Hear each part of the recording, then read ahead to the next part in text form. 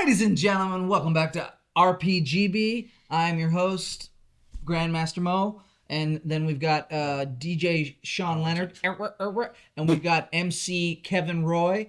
Wiki. Welcome to the jam on the 2024 Dungeon Master's Guide. We're going to talk about today about encounter building. Mm-hmm. Have they fixed CR? Have they made encounter building more digestible? I'm gonna ask it, Mo. Yeah, because you read the book, you own it, you bought it, you read it. Do they still have ridiculous CR numbers, or do they get rid of the last fingers of Thaco and finally just hey, we're gonna start at 1 and not do half and quarter and what's so funny is decimal points and fractions. Out of the corner of my eye, I was just looking at CR0 creatures. God. A little paragraph. I'll take 0. Yeah, they still have a man. Druids have to be able to turn into quarter CR things. Trying to do the math, and it would always I'm just gonna give you a little knowledge. All right, creatures that have a 0, so there's definitely 0 CR, which means there's most likely half and quarter and those kind of things. God damn it. Obviously the what's it called? The Monster Manual will tell us more, but I don't think they've changed the CR numbers or numbering based system. on the backwards compatibility of it. Then no, they haven't. Yeah, figure it out. So I think that CR is a very disliked or contested part of Dungeons and Dragons when challenge ratings. Sean, you never use them. I never use them. Yeah, I've done it maybe twice in a thing where I was running a game for an after school program and 3 kids that hadn't shown up in a month randomly showed up, and I went, oh no. Right. So I just looked at their levels and I went, I guess CR3. I threw 3 more things in, but that's the only time I can recall. I usually look at it after the battle. I'm trying to figure out the experience. I'm like, what I did kind wrong. Of experience should I give these guys? Why did that T-Rex kill the level 1 characters? Why did they totally party kill? Yeah. I would just that looks like a good thing, but yeah, I would just do the monsters and then make it or if I wanted to put whatever. We'll talk about that in a minute. So one of the concerns I have, two of the concerns I have. The first one is that other types of encounters get couple sentences, and exploration encounters again is 2 paragraphs, and so that's a bummer to me because I know that D&D is a mostly combat-based game, but I think that to not have the people who want to play cozy D&D and don't want to do as much fighting and want to look around and search for rare flowers in the mountains should have a better exploration system for doing that. And again, this all exists in other books and people have it and stuff, but that feels like, if we're going to talk about the pillars, there's no mention of the pillars in this book. If we're going to talk about the pillars, that's kind of one of them. So that's number 1. So wait, so are you saying getting experience from just doing non-combat things? Is that what you're... Yeah, I'm saying the way people play the game nowadays, there are people who want to play it like Animal Crossing, right? Yeah, which is fine, but do you need a chapter on that? Well, I think, what are you asking? Sorry, it's not in there.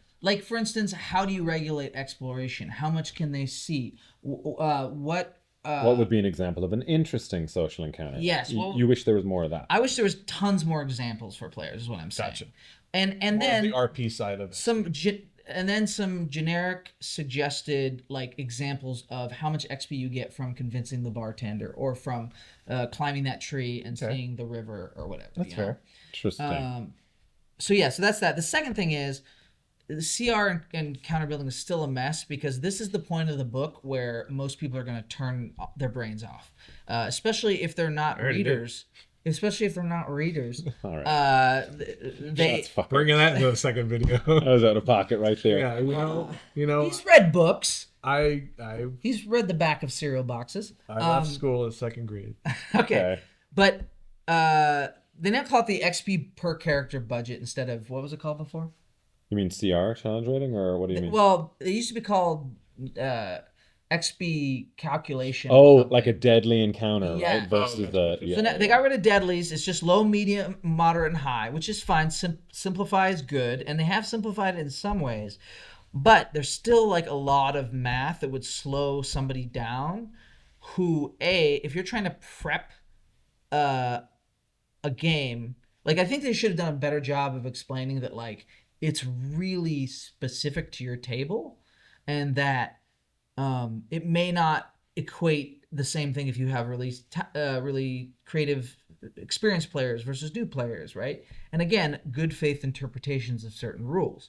So I just think that that could have been improved. Still think there's too much math that you have to do, which I get is like the origins of this game. But I think as we go further on, I think people like if I was explaining this to my girlfriend who doesn't play TTRPGs, this is where she would be like, "This is too complicated. I can't do this." But I also feel like that's the difference between somebody who aspires to DM and somebody who aspires just to play. And as I started as a player, I had an amazing DM, like, you know, growing up, and I didn't even DM D&D. Like I DM'd other games, but I was so like, you know, afraid of like, which D&D is like one of the easiest ones to DM, I feel. But I didn't do it till later in life, and it was all easier once I started doing it. But I learned how to do it from being a player and not from reading the chapter. Because same thing, my brain shuts off when I get to those So chapters. let me tell you a little story. We're taking it back in the day. Oh no! I'm in 8th grade. Taking off your jacket. It's me and my good friend Eric Splitgerber, and we hear about this game called Dungeons and Dragons. This was 3rd edition, I believe, and we want to learn how to play. We're nerds. We read fantasy books, right? So we buy some of the books. I think we bought I think we bought all. They three. bought the Monsters Manual and then learned how to play. And then we started learning how to play. Tried to learn how to play it. And this was 3rd edition, so it was a lot more complicated. And THAC0 was still a thing, and blah blah blah. No. But this feels like such an improvement towards that, except when it comes to the system for figuring out encounters. I think that like. I think in this case, I think there should be less specific advice and more philosophical advice for how to, you know, judge these encounters.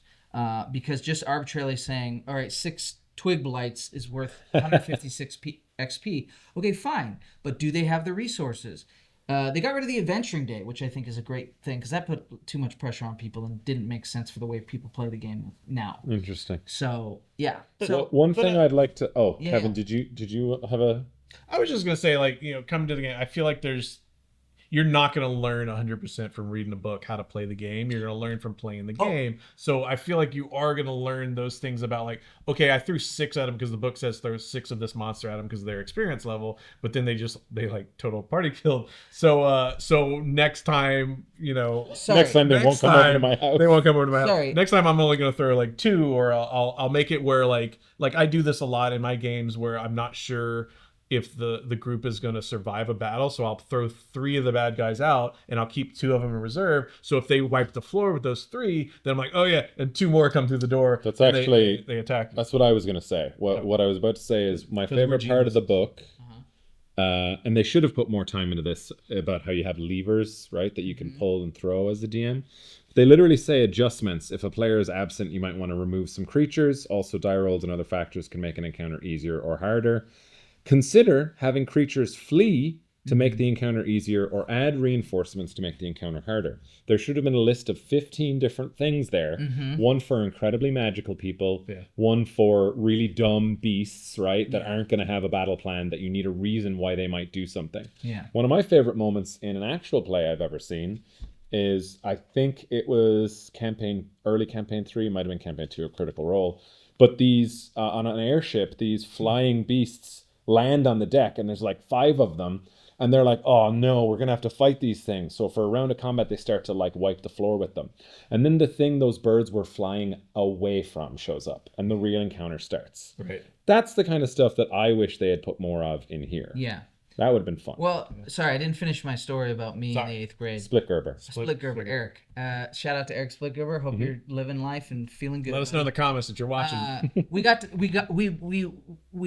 barely understood THAC0. And then we got to the encounter building, and it was like so much math that we were like, I'm out. And we never played. I didn't come back to 3rd edition until... I think you were playing advanced D&D, by the way. No. It was... 3rd edition was AC. Since we're giving shout out, Maybe it was AC. Hang on. my DM good friend Mike Gagliardo, that what we're doing? now has a wanna finish my PhD. He has a PhD in math because he learned THAC0. I want to finish my story. So Go ahead. we checked out. I'm saying that still with the XP system in Dungeons and Dragons, if someone is going to check out, this is like the last remnant where I feel like people will be totally lost and overwhelmed by this. Now, I lived in a small town and we didn't know anybody else who played D&D. So we were just trying to do it ourselves, right? And I think in that case, which a lot of, because let's say you're a kid or a teenager and your friends all find out about D&D, let's start playing D. You're going to sit down and try to figure out together. One of you's going to DM, but it's the first time you've DM'd. It's kind of like when you buy a game and you've never played it before and you start playing it, but you still have to stop and read the rules and stuff. Yeah. I'm saying that this still makes it could be easier. Yeah.